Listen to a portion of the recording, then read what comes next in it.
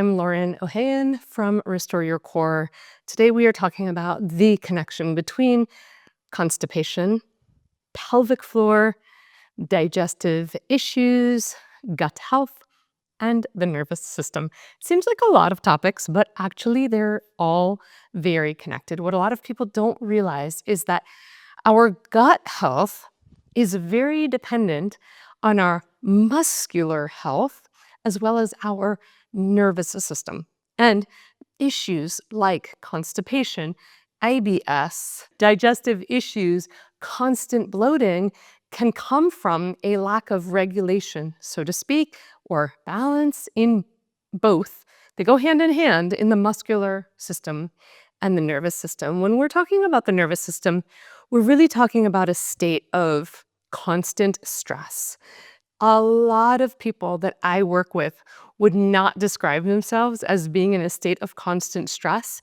But when we start to dive in and discuss the day-to-day and how they digest their day and their life and the event, it becomes apparent very quickly to both of us that, in fact, they are doing an amazing job coping, right? They have all these coping mechanisms for what really is a stressed, burnt out system. And when our system is stressed and burnt out, we very much impair a few things. We can impair the vagal tone, and our vagus nerve is a primary gut nerve and assists very much in digestion, elimination, and the connection from mouth, right? This whole kind of mouth, pelvic floor, elimination, gut conduit system. So stress is a very big player in how we are digesting. But also, stress can very much impair this whole rest and digest system, kind of similar to what I was just saying, but a little different. And it comes down to our body needs to be in a parasympathetic state in order to appropriately digest and go through the process of kind of turning what you put in your mouth into something you eliminate. And when we are in a sympathetic nervous system state, all of the time, we are disrupting that ability for this rest and digest. So there's kind of this like disruption of the vagal nerve doing its job. There's this disruption of the parasympathetic nervous system being able to kind of come in and rest and digest. On a muscular system, when people are stressed, they grip and clench. So people will grip and clench their jaw. They will grip and clench actually their fingers and toes, but very much their abdominals, as well as their pelvic floor and even their anus. These are not necessarily always strategies that people are very aware that they're doing. It can be, right, because when we start coping really well, we're no longer aware of the strategies we're employing on a day-to-day because it just feels so normal and natural to us. And our bodies have employed these strategies to begin with as a way of managing these states that we find ourselves in. People have also been told that their bodies need to look a certain way to be acceptable and well-loved and worthy. So a lot of people I work with, without realizing it, they're always pulling their belly in. They're always looking for that flat ab and tight abs. And when you tighten and pull your belly in all of the time, you're creating a state of more tension, which is restricted blood flow. One of the things that needs to happen for digestion and gut health is a lot of blood flow, or our organs depend on blood flow, right? So when we start tightening and gripping everything and squeezing, we are interrupting these kind of physiological processes that need to happen in order for us to be able to, again, eliminate effectively or have effective gut health or appropriate gut health. The other thing that happens is that people tend to grip in their pelvic floor a lot, like I just said. Their pelvic floor becomes tighter, but it's not just the pelvic floor. Your pelvic floor doesn't live alone in a silo. It's connected to your glutes. It's connected to the core. It's actually connected to the fascia of your lower back. And so when we start gripping in our pelvic floor and getting tighter and tighter, not only are we tightening up literally the physical area that we would eliminate from, but we're tightening up kind of the whole conduit above it. You can't just be tight in your abdominals, but not in your pelvic floor and vice versa. We have to start thinking of this as like one system. I know it's easy to break them up and be like, well, this is my pelvic floor and this is my core and they're separate, they're not. And so what happens in one happens in the other. And many studies show this correlation between a tight, tense pelvic floor system and constipation and gut issues. And when you are in pain and you have gut issues, you are obviously going to be less regulated. Any state of pain creates stress, but then stress creates less regulation. And it's kind of becomes this like feeding cycle, this self-induced feeding cycle. We don't mean to get there. We're not trying to be stressed out and in pain. We, of course, want to feel better. But it becomes hard to when you are in a constant state of vigilance, stress, more pain, more tension, now more pain, more disruption of your system, and it's stressful. So the good news. Now for the good news. The good news is that you can adapt a practice that will cover many bases at once. The practice will give you some tools for mindfulness. It's important to start to drop out of the thinking mind and the analytical mind and the knowing mind into a more feeling state, into your body, a more dropped into the body. That kind of relationship with your body will take you out of the stress zone. So when we start, one of the best tools for instantly de-stressing, for example, is to sit down on a chair. Feel your feet on the floor. Notice the outline of your body. Feel the beating of your heart. Why does that work? Notice your breath. Why does that work? Because we're not saying, let's think about our thoughts and analyze them. We're taking you into feeling of your body. The minute you make that shift, you are attending to your nervous system. You are putting yourself in a different state, literally. You are downshifting, you're just shifting states, which downregulates the stress. It's amazing how a simple change of location, but really just like change of location in the sense of like the location is I'm thinking, to I'm feeling, that is dramatically effective for regulation, stress, chronic gripping and tightening. Okay, so the good news again is that you can do practices that create mindfulness, yay, practices that encourage breath awareness. And again, breath awareness is no longer thinking mind obsession, right? Thinking mind nonstop kind of spinning in your mind, but now focusing on a body sensation, which is immediately calming. And then you can do movement practices that create less muscular tension in your abdominals and in your pelvic floor. I wouldn't recommend doing one without the other if you're dealing with gut issues, constipation, pelvic floor stuff. Like you have to actually go at it from a protocol. Everybody wants just one exercise. Just give me one exercise. There's not just one exercise. You are a complex, beautiful being that deserves a little bit more attention than just one exercise. That is the short end of the stick, the one exercise. So I'm going to give you today 4 or 5 exercises. I'm going to give you a routine that you can do regularly to create that sense of ease in your nervous system and your muscular system. Create more mindfulness, more awareness, and more actual muscular release, so to speak. For this practice, you will need a bench or like a stool, a chair, a stool, and a few blocks. If you don't have the blocks, don't worry about it. Grab some books. And let's begin standing. We'll end our practice at a wall. So we'll start standing here, but we will move down to the floor and eventually to the wall, so you might want to make sure you have some wall space available. So the first thing you'll do is bring your chair into your mat. And I just want you to place your legs a little bit wide, your knees a little bit bent.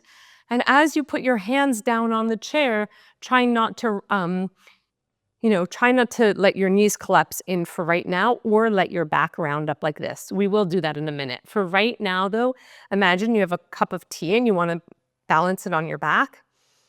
And then just lower, if you can, your forearms to the chair. But if it feels too sensational in your legs or hamstrings or inner thighs, then come back up here. But you want to be in a place of a little bit of sensation. So if this is like, I don't feel anything, come here. Untuck your pelvis because we're trying to spread open the sitting bones. So if your pelvis is tucked under you, that won't happen.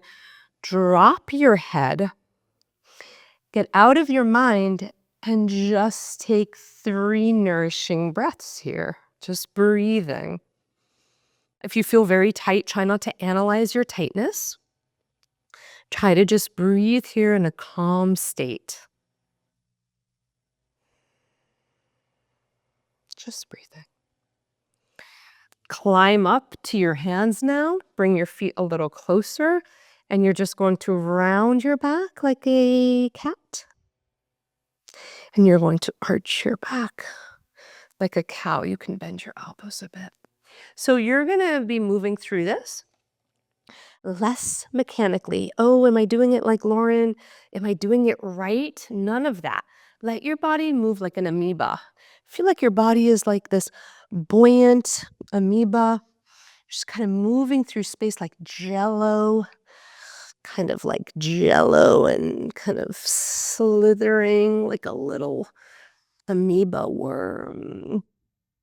Maybe floating through water. Breathing. We are really just creating space and opening. You can really get your pelvis to go under you and then get your pelvis to do the opposite shape, spread open. Good, and then rise on up. And let's come down to a kneeling position. So we won't need the chair anymore. You can move it off to the side. And we're gonna come into a kneeling position with our blocks. If you need support under your knees, put more blankets under your knees. Put your blocks on the floor in front of you and just step your right leg out to the side. Just for a few moments, we're just gonna dip in and out here. Just kind of lunging. And again, just see if you can drop into a more feeling your body. Like just going with it without the analytical mind taking over. Just a few like that. And then we're going to straighten the right leg. Now you might say, Lauren, that's enough for me. But can you maybe bring your hands to the blocks at any height? And I'm just going to show you what my back is doing. My back is again more flat like a table and not under me. And you're going to just start playing around and seeing if you can reach your hips forward and backward a few times. You'll start feeling sensation in your body. And as you feel that sensation, rather than going into judgment mode, just breathing through it, spreading open the inner thighs and pelvic floor. The pelvic floor is very affected by, keep moving as I explain this, by the inner thighs. So gripping and tension in the inner thigh will inhibit the pelvic floor and ultimately affect blood flow to that whole region, your digestive region. It's a great tool. And then go ahead, find a place to hang out in and just take a few breaths. Just breathing. And then we switch legs. Now, we're moving through this practice maybe a little bit quicker than we otherwise would. We're just going to be lunging. So you can pause at any time and do more, right? And if you find that on a specific day you only have time for a little bit, you can do just a little bit too and get a lot out of this. Straighten that leg, bring your hands to the block, and going back and forth. Try not to mimic my range because then you're back in the stressed out compartment of the body. We want to be easeful. So you're paying attention to your body. Seeing what's there and just breathing. You're not in a rush. So if you don't have a lot of time and, still 1 minute can be done in an unrushed way, by the way. Being rushed is a state of mind. Good. And then release that. You don't need your blocks. You can move them off to the side. Actually, one block would still be nice. Do that. And bring your legs into a diamond pattern. You're on your hands and knees, but now your legs are in a diamond pattern. And you can place your left hand on the block. And then move your hips to your right and reach your right arm up to the sky. And then exhale to reach through and under. So when you inhale, you're going to rise and open. And when you exhale, you're going to go through and under. And I really just want you to take your time here. So don't rush it. Now, the block is not necessary. It just kind of helps. It can help us get a little bit more range. It's nice to follow that right hand. So do look up to your right hand. And then do look towards the left. And then decide which one you want to spend a few breaths in. So do you want to stay here or do you want to stay here? Which way? And then just stay there for a few breaths. Once again, maybe close your eyes. Just breathe.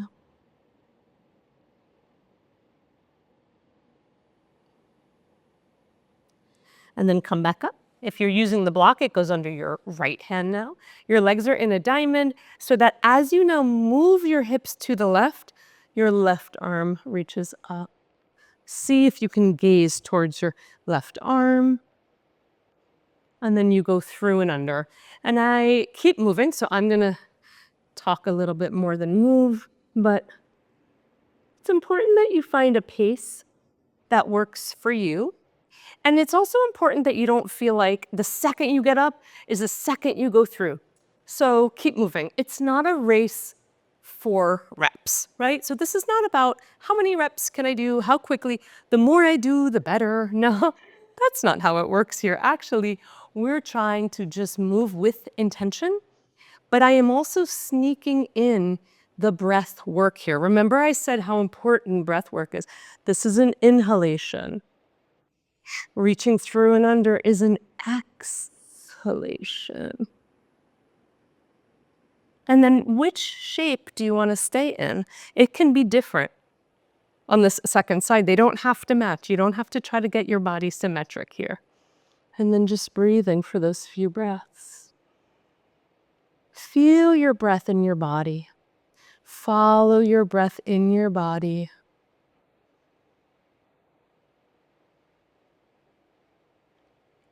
And then release. And we are now going to finish our practice with our last exercise at the wall. So go ahead, bring your mat to the wall. Okay, so you can take any sort of blankets that you need under your head, your body. You want to get comfortable, and we want to take our body as close to the wall as possible. So my butt is about a foot away from the wall.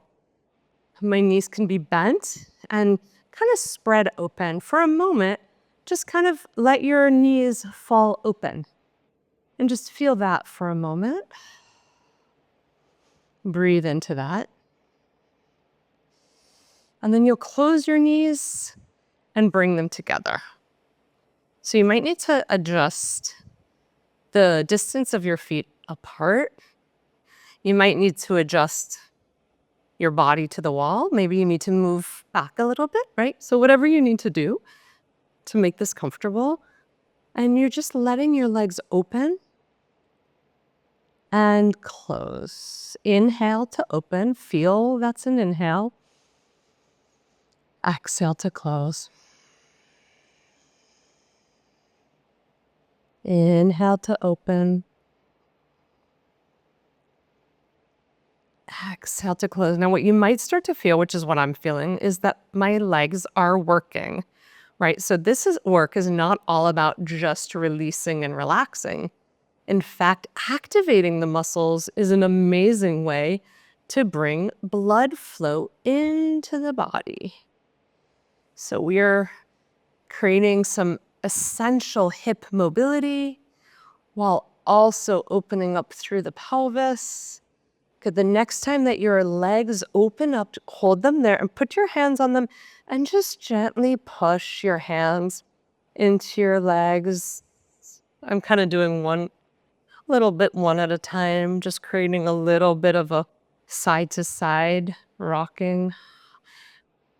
And then I'm now slowing that down and just pressing my hands. I'm going to untuck my pelvis. I'm going to move my anus towards the floor so my back will arch a bit. And then I'm going to curl my back a bit and bring my legs together again. So as I open my thighs, I'm going to angle my pubic bone, my anus towards the floor. And as my legs come together, I'm just going to allow that to release itself. So I'm not curling under too much, but you can create a little bit of curling under. But my hips are maybe slightly elevated off the floor as I do that. And then now my low back is slightly arching away from the floor, only because of the movement of my pelvis. Now you get to decide how much range of motion you want for this. Good.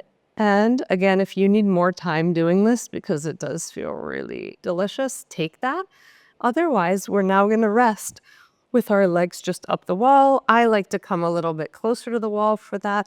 You can rest with your legs just up the wall. You can open your legs wide, or you can even bend your knees and rest like this. This sometimes doesn't feel like a lot of rest to my body today. It feels really good. But find the position that speaks to you in rest language. We're just going to stay here for a minute. I like this position right now for me because it's encouraging my pelvic floor to spread open and my inner thighs to spread open. So that's where if you want to kind of have your legs open on the wall, you can do that as well. We're just breathing for a few breaths here. Remember that a big element to overcoming chronic tightness in your pelvic floor and constipation and digestive issues is that we want to target our nervous system. We want to downregulate. We want to teach our body how to stop and rest. So this is where I will leave you. I encourage you to stay here and relax for as long as you need. And you can use this physical practice as much as needed. If you are on the journey of working with your digestion, constipation, pelvic floor tension, remember, it's not just one of these things. It's a combination of getting your body into a quieter, more mindful state, as well as creating more blood flow, more muscular activity, and kind of aligning those systems, which is where this physical practice is pretty perfect for that. So thank you so much for joining me today, and may you be well wherever you are.